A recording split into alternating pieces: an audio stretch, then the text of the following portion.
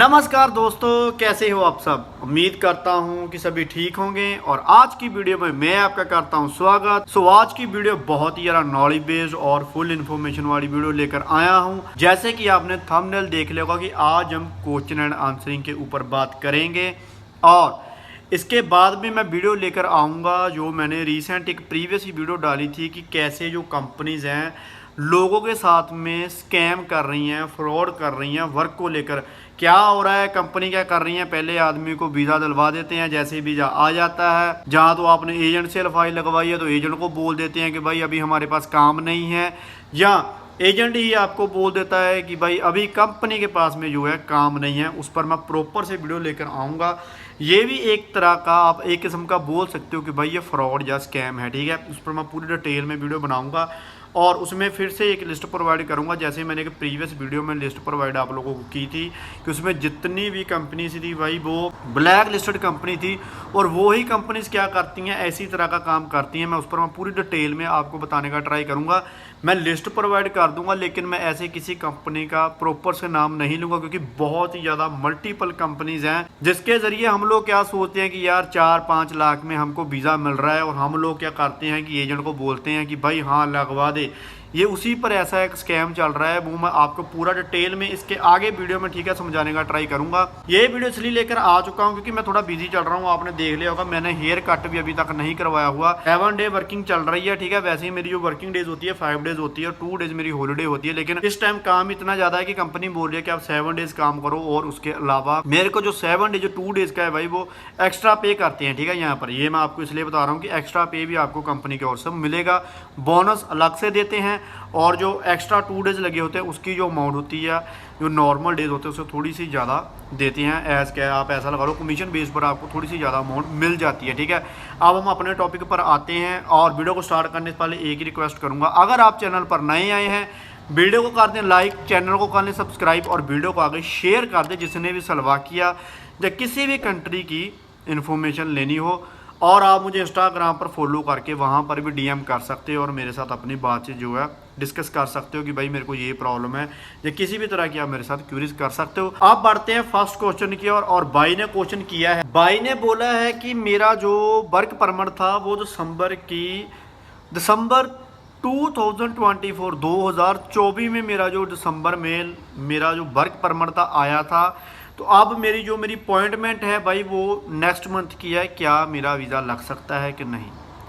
First of all भाई मैं आपको एक क्लियर कट आउट कर देता हूँ, आप अपने एजेंट को बोलो भाई इतना ओल्ड वर्क परमिट नहीं चलता, ठीक है। कम से कम 90 डेज पुराना नहीं होना चाहिए। और दूसरी बात, आपके वर्क परमिट के ऊपर आपकी डेट लिखी होती है कि कब आपका वर्क परमिट जो है स्टार्ट होएगा और उसके बिहाफ पर भी मतलब कि आपको कंफर्मेशन हो जाएगी कि क्या एम्बेसी एक्सेप्ट करेगी कि नहीं करेगी। और इससे आगे जो मैं आपको ये बातें बताऊंगा इसको थोड़ा ध्यान में रखना, क्योंकि ये जो बातें होती हैं कहीं ना कहीं हिट करेगी आपको, कहीं ना कहीं आपके माइंड में भी आएगी वहाँ पर जाकर।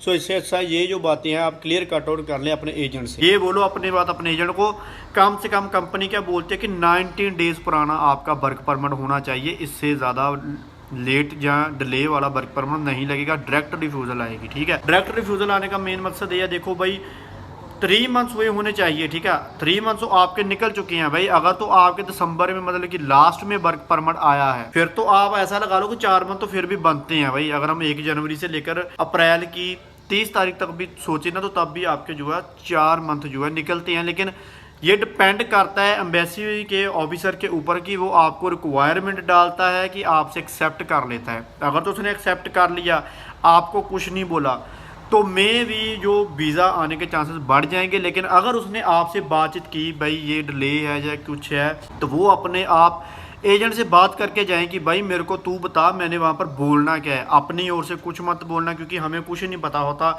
वर्क परमिट कैसे आया था और वर्क परमिट कहाँ से आया है, ठीक है। हमको जो एजेंट पेपर्स दे देते हैं भाई, हम वही डिस्क्रिप्शन में जो लिखा होता है, जैसे फॉर एग्जांपल ये सीईओ का नाम है, ये कंपनी का नाम है, जो उनका लाइसेंस नंबर है, जो उनका टेलीफोन नंबर है, व्हाट एवर एड्रेस वगैरह जो भी होता है ना, हम तो उसके बिहाफ पर जाकर एम्बेसी में बोलेंगे। वैसे तो एम्बेसी वाले बहुते क्वेश्चन नहीं करते, ठीक है, नॉर्मल से आपका नाम वगैरह पूछ, लेकिन आप अपने एजेंट को जरूर पूछ कर जाओ कि भाई अगर उन्होंने कोई रिक्वायरमेंट डाली वो तो ठीक है, अगर उन्होंने पूछ लिया कि भाई ये 19 डेज पुराना है तो मेरे को क्या रिप्लाई देना है भाई आप मुझे बताओ, ठीक है। क्योंकि एजेंट को पता होता है कि वहाँ पर क्या रिप्लाई देंगे। अगर आप मेरे से पूछोगे तो मैं तो यही बोलूँगा, अगर उसने आपसे ये पूछ लिया कि भाई ये 19 डेज पुराना नहीं है, ये इतना डिले हो गया, आपने न्यू वर्क परमिट क्यों नहीं इशू करवाया, तो आप, अगर मैं होता तो मैं तो यही बोल सकता हूँ कि मैंने तो कंपनी को रिक्वेस्ट डाली थी लेकिन उनकी ओर से मेरे को मेल नहीं आई है। या हम ऐसा बोलो, थोड़ा सा झूठ ही बोल सकते हैं कि हाँ भाई भी कंपनी ने बोला था कि भी हम जो जैसे ही आप यहाँ पर आओगे और हम आपको जो है न्यू वर्क परमिट जो है इशू करके देंगे, सीधी सी बात है, ठीक है। क्योंकि ऐसा होता है जो वर्क परमिट होता है ना भाई, जो हमें एजेंट देते हैं, वो वर्क परमिट कभी भी स्लोवाकिया में जाकर नहीं लगता। वो एक जस्ट एक वीज़ा लेने के लिए वर्क परमिट होता है। जो एक्चुअली में वर्क परमिट लगना होता है, जो मिलना होता है, वो भाई वहाँ पर जाकर आपको स्लोवाकिया में ही मिलता है, ठीक है। उसके बिहार पर आपके ठीक है बायोमेट्रिक होनी होती है, उसके बिहार पर आपको TRC कार्ड मिलना होता है। ऐसा सीन होता है। बहुत से लोगों के माइंड में चलता रहता है कि शायद यार जो इंडिया से वर्क परमिट मिला है वो ही जाकर हम आगे काम करेंगे। मेरे को बहुत लोग बोलते हैं कि भाई जो एजेंट ने हमको वर्क परमिट दिलवाया था उसमें तो मेरी जॉब ये लिखी थी, लेकिन जब मैं स्लोवाकिया में आ गया तो मेरी भाई जॉब चेंज हो गई है। क्योंकि ऐसा क्या होता है, वैकेंसीज होती हैं। अब देखो मेरे को अभी नीड है 10 आदमी की, अभी मेरे को चाहिए, और उसमें से 5 आदमी आ चुके हैं और 5 आदमी मैंने उस काम में लगा दिया जो दूसरे वालों को देने थे, ठीक है। क्योंकि मेरे को नीड थी, मैंने वो फुलफिल कर लिए, और जो दूसरे 5 लोगों का काम होगा भाई वो मैं दूसरे 5 लोगों को दूंगा। हमारे साथ भी ऐसा ही हुआ था। जैसे हम आए थे पैकिंग में, तो लेकिन जब कंपनी वालों ने क्या किया था, हमको पैकिंग से निकाल कर दूसरे काम में डाल दिया था। तो मैंने उनसे जाकर, मैंने भी जाकर, जैसे हम न्यू आते हैं, मैंने उनसे बात की, भाई ये तो आपने हमारे साथ फ्रॉड किया है भाई, हमें तो ये जॉब बोली गई थी लेकिन आप तो ये जॉब करवा रहे हो। तो भाई उन्होंने मेरे को यही बातें बोली थी, लेकिन बाद में वो क्या करते हैं कि जॉब जो हमारी होती है वो चेंज कर देते हैं। अगर आपके रिलेशन कंपनी के साथ अच्छे हैं, जो कंपनी का मैनेजर है, CEO है, वट एवर, अगर उसके साथ आपके रिलेशन अच्छे हैं तो वो आपको क्या है, जॉब आपकी जो चेंज कर देगा, ठीक है। आप बढ़ते हैं नेक्स्ट क्वेश्चन की ओर। बाई का क्वेश्चन है, बाई ने बोला है कि भाई एजेंट मेरे को बोल रहा है कि वेट करो, लेकिन वेट करते करते मेरे को 2 से 3 मंथ हो चुके हैं लेकिन अभी तक अपॉइंटमेंट नहीं मिल रही। तो भाई मैं आपको एक बात बताता हूँ, मैंने रिसेंट एक और वीडियो डाला था जिसमें मैंने आपको बोला है कि न्यू अपॉइंटमेंट की जो मेल्स है वो ओपन हो चुकी हैं, ठीक है। उन्होंने हमें डेट्स दे दी है, ठीक है। जून की डेट्स हैं, ठीक है, और अगस्त की डेट्स हैं और मई की भी डेट्स हैं। आप अपने एजेंट को बोलो कि भाई ये डेट्स जो है ऑफिशियली स्लोवाकिया की एम्बेसी की ओर से हमें प्रोवाइड कर दी गई हैं, और आप मेरी जो मेल इन डेट्स के बीच में डाल दो, और जो भी रिवॉर्ड आएगा हो सकता है कि आपको बुकिंग की जो है डेट मिल जाए। लेकिन ये जो 4 डेट्स हैं ना, मोस्ट ऑफ पीपल, कहने का मतलब है बहुत ज़्यादा लोगों को जो है बायोमेट्रिक की डेट अभी मिलेगी, ठीक है। मैंने रिसेंट एक वीडियो में भी बोला था कि जो कॉन्फ्रेंस हुई थी स्लोवाकिया और इंडिया के प्रेसिडेंट के बीच में, उन्होंने जस्ट ये बोला था कि हम जो इमिग्रेंट्स के ऊपर जो है उनका देखेंगे कैसे स्टेप बाय स्टेप उसका सोल्यूशन निकल सकता है। जैसे ही मैंने वो बात बोली थी उसके दूसरे तीसरे दिन बाद ही उन्होंने अपनी ऑफिशियल वेबसाइट के ऊपर ना 4 डेट अनाउंस कर दी थी। ये जो मैंने प्रोडिक्शन की थी भाई, ये तो आप ऐसा लगा लो कि अंदाजा था, मेरा एक तुक्का था, कहने का मतलब मैंने अंदाजा लगाया था कि ये हो सकता है, क्योंकि उन्होंने बिजनेस को बहुत ज़्यादा बढ़ावा दिया। अगर वो बिजनेस को बढ़ावा देंगे भाई, वो इमिग्रेंट्स को भी बढ़ावा देंगे ही देंगे। कोई भी कंपनी या कोई भी कंट्री ऐसी होती है जब वो बिजनेस को बढ़ावा देगी तो इमिग्रेंट्स को भी बढ़ावा उसके साथ में मिलेगा। कहने का मतलब बेनिफिट्स इमिग्रेंट्स को भी होगा ही होगा। आप अपने एजेंट को बोलो, मेल डालो, और आपको जरूर आपको जो है बायोमेट्रिक की डेट मिल जाएगी, ठीक है। अब बढ़ते हैं नेक्स्ट क्वेश्चन की ओर। नेक्स्ट क्वेश्चन में भाई ने बोला है कि भाई जब BLS की अपॉइंटमेंट भी मिल जाती है, बायोमेट्रिक भी हो जाती है, तो वीज़ा आने के कितने चांस होते हैं। तो भाई मैं आपको एक बात क्लियर कट आउट करता हूँ। देखो, डिपेंड करता है प्रोफाइल के ऊपर, वर्क परमिट के ऊपर, और सबसे बड़ी बात होती है कि आपकी जो प्रोफाइल है एजेंट ने कैसे रिप्रेजेंट करके आपको पकड़ाई है, ठीक है। ऐसा कुछ नहीं है, क्योंकि जो वर्क परमिट है भाई, मैं ये भी नहीं बोलूंगा कि रिफ्यूजल्स नहीं आती, रिफ्यूजल्स भी आती है, लेकिन बहुत कम आती हैं। अगर रिफ्यूजल्स आती हैं, किसी की PCC, ठीक है, उसकी एक्सपायर हो जाती है, किसी का वर्क परमिट डिले हुआ होता है, कोई ना कोई रिक्वायरमेंट में कमी होती है जिसकी वजह से रिफ्यूजल आने के चांस होते हैं। अगर हम बात करें सक्सेस वीज़ा रेट की, तो भाई बहुत बढ़िया चल रहा है। आज की डेट में भी स्लोवाकिया जो है बहुत लोगों को वीज़ा दे रहा है। अगर रिफ्यूज़ल आएगी भी तो कोई ना कोई रिक्वायरमेंट जैसी होगी जो फुलफिल नहीं हुई होगी, तब जाकर वीज़ा, ठीक है, रिजेक्ट होता है। अदरवाइज ऐसे नहीं है जैसे हम अमेरिका का टूरिस्ट वीज़ा अप्लाई करते हैं तो भाई वो बोल देते हैं कि तुक्का ही लग जाएगा तो लग जाएगा। ऐसा सिस्टम नहीं होता स्लोवाकिया में, क्योंकि जो स्लोवाकिया का सिस्टम होता है भाई वो काम करता है एज अ पेपर वर्क, ठीक है। बायोमेट्रिक जब होती है उसमें डॉक्यूमेंट्स वगैरह सबमिट होते हैं, उसके बिहाफ पर आपको जो है वीज़ा मिलता है। आप टेंशन मत लो, वीज़ा जो है पॉजिटिव वाइब में ही आएगा, क्योंकि अगर आपके डॉक्यूमेंट अच्छे तरीके से लगे होंगे, आपने अच्छे तरीके से आपको प्रेजेंट आपने किया होगा वहाँ पर जाकर, तो भाई ऑब्वियसली है आपको वीज़ा जो है मिलेगा। हाँ, ये ज़रूर है कि लार्ज अमाउंट में अभी जो फाइलिंग लगनी स्टार्ट हुई है, लेकिन ऐसा नहीं है उन्होंने रिफ्यूज़ल भी देना स्टार्ट किया है, ऐसा कुछ नहीं है। रिफ्यूज़ल सिर्फ उनको मिलती है जिनके डॉक्यूमेंट्स में कोई ना कोई कमी होती है, ठीक है। अब बढ़ते हैं नेक्स्ट क्वेश्चन की ओर। भाई ने बोला है कि भाई मेरे पास कतर का लाइसेंस है और क्या मुझे स्लोवाकिया में जाकर टेस्ट देना पड़ेगा, क्या मैं उसको एक्सचेंज करवा सकता हूँ? तो भाई मैं आपको क्लियर कट आउट कर देता हूँ, किसी भी यूएई कंट्री का अगर आपके पास लाइसेंस है तो तब भी आपको वहाँ पर जाकर टेस्ट देना ही पड़ेगा। टेस्ट देने के बाद में ही आपको लाइसेंस मिलेगा। यहाँ पर एक्सचेंज पॉलिसी नहीं चलती, क्योंकि आपका जस्ट एक ही आपका लाइसेंस एक्सचेंज हो सकता है, जो हमारा इंडिया का या किसी भी कंट्री का नॉर्मल लाइसेंस होता है ना, जिस पर हम सिर्फ कार और बाइक चला सकते हैं, भाई वो ही एक्सचेंज होता है। लेकिन उसमें भी कुछ क्राइटेरियाज होते हैं। तो स्लोवाकिया में तो यही है कि भाई टेस्ट मैंडेटरी है, टेस्ट तो ये लेते ही लेते हैं। जैसे पहले इतने ज़्यादा इमिग्रेंट्स नहीं आते थे, ठीक है, जब पहले क्या सीन चलता था कि इमिग्रेंट्स नहीं आते थे, तो ये ऐसे पोर्चुगल जैसे करता है ना कि जो लाइसेंस होता है वो ऐसे एक्सचेंज कर देता है, तो ये भी पहले ऐसे एक्सचेंज कर देते थे। लेकिन अब जो है ये ऐसे एक्सचेंज नहीं करते, ठीक है। टेस्ट देना पड़ेगा, टेस्ट देने के बाद में आपका एक्सचेंज हो जाएगा, तो आप इजीली यहाँ पर जॉब कर सकते हो, ठीक है। आप बढ़ते हैं नेक्स्ट क्वेश्चन की ओर। भाई ने क्वेश्चन किया है कि भाई मैं क्रोएशिया में हूँ, मेरे पास टीआरसी कार्ड है, और एक एजेंट मेरे को बोल रहा है कि जो स्लोवाकिया की टीआरसी का है वो आपको 2 साल की मिल जाएगी, या एक्सचेंज करा देंगे, वाट एवर जो भी क्वेश्चन है उस पर मैं एक ही रिप्लाई दूंगा, भाई देखो जो स्लोवाकिया की टीआरसी होती है भाई वो वहाँ पर जाकर ही बनेगी। बहुत से एजेंट आपको स्कैम कर रहे हैं, झूठ बोल रहे हैं। ऐसा कोई भी एजेंट नहीं है यार जो आपको घर बैठे हुए कोई टीआरसी कार्ड दिलवा देगा। ये तो सीधी सी बात है। अगर आप होम कंट्री में बैठे हो तो इसका मतलब तो सिमिलर सा ही हो गया। भाई जो स्लोवाकिया की टीआरसी कार्ड है वो एम्प्लॉयमेंट बेस्ड टीआरसी कार्ड है। अगर आप वहाँ पर आप जाओगे, कॉन्ट्रैक्ट लगाओगे, जॉब करोगे, सैलरी आपके अकाउंट में आएगी, फिर जाकर आपका टीआरसी कार्ड बनेगा। ऐसा कभी नहीं हो सकता कि आप वहाँ पर ना मत जाओ और घर पर बैठे, ठीक है, अपना टीआरसी कार्ड बनवा लो, ऐसा नहीं हो सकता। मैंने रिसेंट टीआरसी कार्ड के ऊपर वीडियो डाला था, उसमें मैंने बताया कौन कौन से डॉक्यूमेंट लगते हैं। भाई बैंक स्टेटमेंट, बैंक में जो आपकी सैलरी आती है या जो भी आप रेजिडेंस वहाँ पर रहते हो, भाई सभी डॉक्यूमेंट्स लगते हैं, फिर जाकर स्लोवाकिया का टीआरसी कार्ड बनता है। ऐसे टीआरसी कार्ड वो नहीं देते घर बैठे को, तो कभी टीआरसी कार्ड नहीं मिलेगा, ठीक है। ये कनाडा का प्रोसेस नहीं है कि हम डायरेक्ट पीआर होम कंट्री से जा सकते हैं, ठीक है, इसका प्रोसेस ऐसा नहीं है।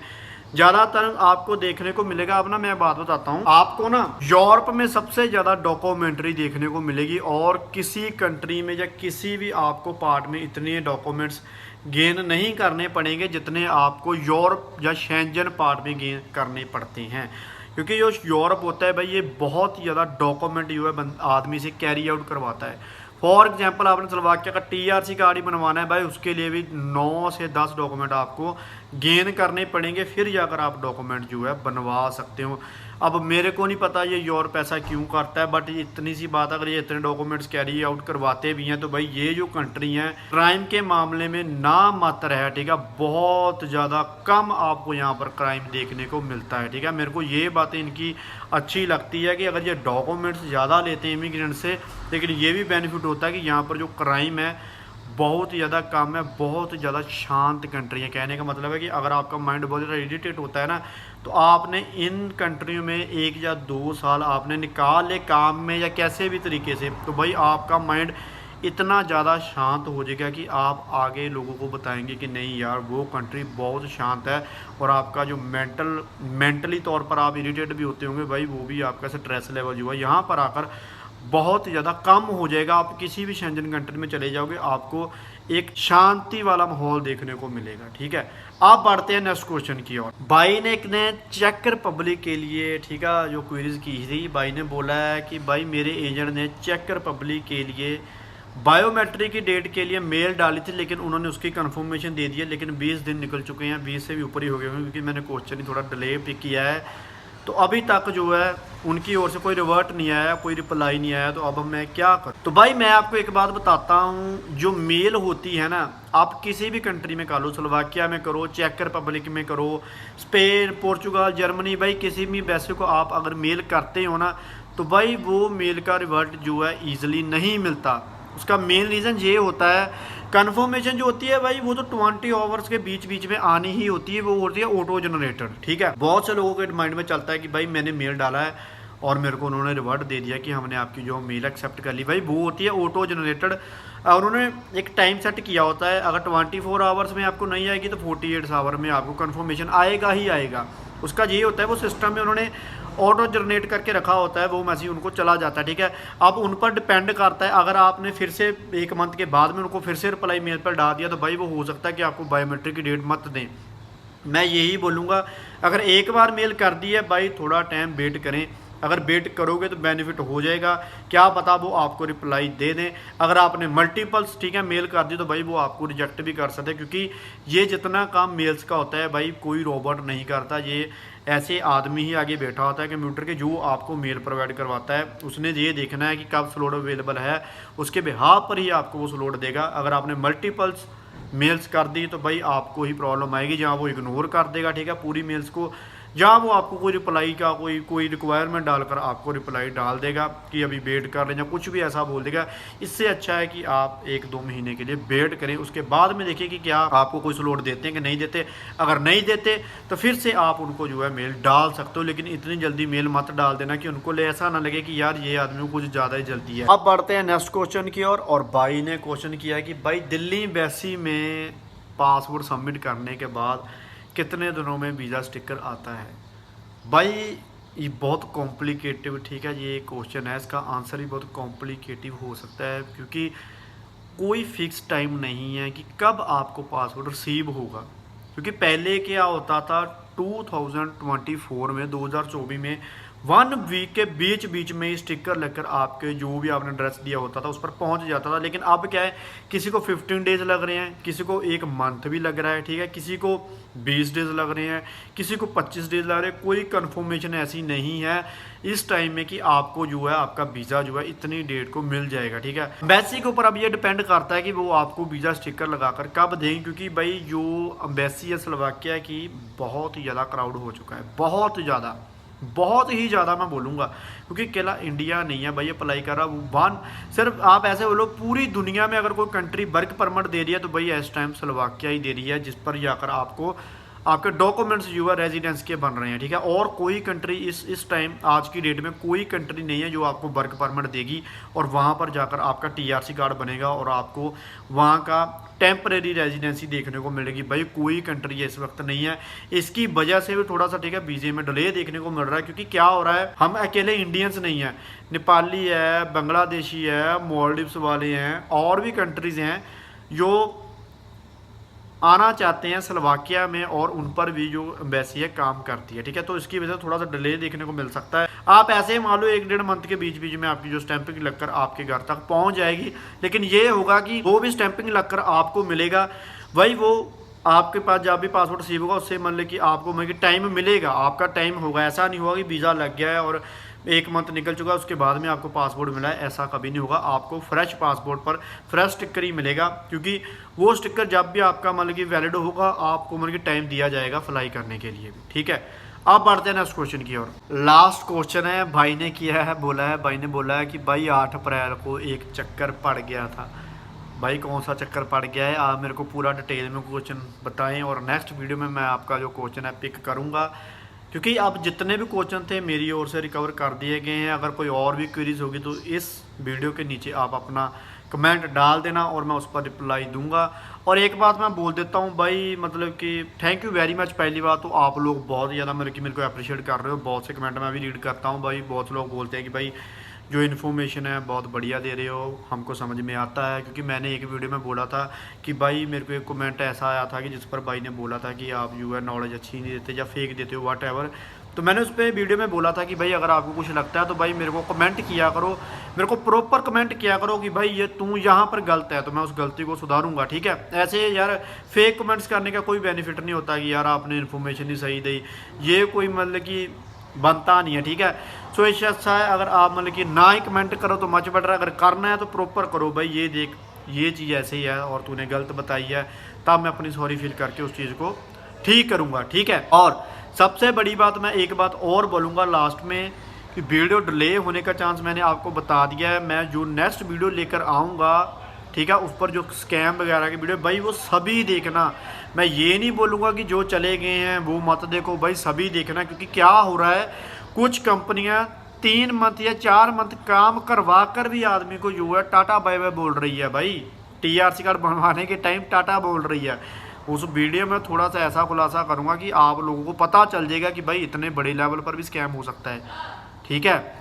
और लास्ट में मैं एक बात आपको बोलूँगा कि अगर आप अभी फ्लाई नहीं किए हैं तो थोड़ा पॉजिटिव वाइब रखें, वेट करें। क्योंकि इस ईयर के लास्ट में जितनों की भी फाइल रुकी हुई है, जितनों का भी ये प्रोसेस रुका है भाई, ये स्लोवाकिया जो है क्लियर कट आउट करेगा। क्योंकि इसके जो इंडिया के साथ बहुत अच्छे, ठीक है, अभी क्लैब बहुत अच्छी हो चुकी है, इन्होंने बिजनेस को भी बढ़ावा दे दिया है। ये सबसे बड़ी बात होती है, ये इमिग्रेंट्स के लिए भी बहुत बड़ी बात होती है, ठीक है। और जब भी आप फ्लाई करोगे तो भाई डॉक्यूमेंट्स मैं ऑलवेज बोलता हूँ कि हाथ में पकड़ कर रखने हैं, ऐसे बैग में नहीं छुपाने। क्योंकि जब आपको एयरलाइन पकड़ती है भाई, उसको फुल डाउट होता है कि भाई डॉक्यूमेंट्स आदमी ने जो है लगेज में या कैबिन बैग में क्यों रखे हुए हैं। उसकी वजह से आपका टाइम जो है एयरपोर्ट पर थोड़ा सा किल होता है। वो बहुत क्वेश्चन करते हैं फिर, ठीक है। अभी मेरे को कमेंट आता है भाई, बोलते हैं लोग कि भाई डॉक्यूमेंट्स कैसे कैरी करें, हमारे पास 2-2 बैग होते हैं। तो भाई यार हाथ में पकड़ दो, बैग भी साथ में पकड़ लो। 5 मिनट की बात होती है, जैसे ही आपने लगेज सबमिट कर दिया आपका लगेज खत्म हो जाएगा। जो आपके डॉक्यूमेंट्स है भाई वो आपके हाथ में होंगे, वो आप कहीं भी रख सकते हो यार, एयरप्लेन में स्पेस बनी होती है, ठीक है। अगर आपके पास कैबिन बैग है तो कैबिन बैग में बाद में आप खोल कर रख सकते हो, ठीक है। उसमें आपका बेनिफिट है क्योंकि एयरलाइन जो है ऐसे क्वेश्चन कभी कभार करती है जो आउट ऑफ सिलेबस होते हैं। और लोग जो होते हैं, जो इमिग्रेंट्स होते हैं भाई, वो कन्फ्यूज हो जाते हैं कि इस पर मैं कौन सा रिप्लाई दूँ, ये तो मेरे आउट ऑफ सिलेबस से ही आ गया है, ठीक है। सो इससे अच्छा है कि आप जो डॉक्यूमेंट्स होते हैं वो साथ में रखें और प्रॉपर एक स्टेप बाय स्टेप रखें कि ये या ये उसको लगना चाहिए कि यार ये आदमी वेल एजुकेट है और इसको पता है कि ये कहाँ जा रहा है, कौन सी फील्ड में जा रहा है, ठीक है। आप दो इजाज़त, मिलते हैं नेक्स्ट वीडियो में। अगर वीडियो अच्छी लगी है तो वीडियो को कर देना लाइक, चैनल को कर लेना सब्सक्राइब और वीडियो को आकर शेयर कर देना। आप मिलते हैं नेक्स्ट वीडियो में, तब तक बाय बाय, सत श्री अकाल।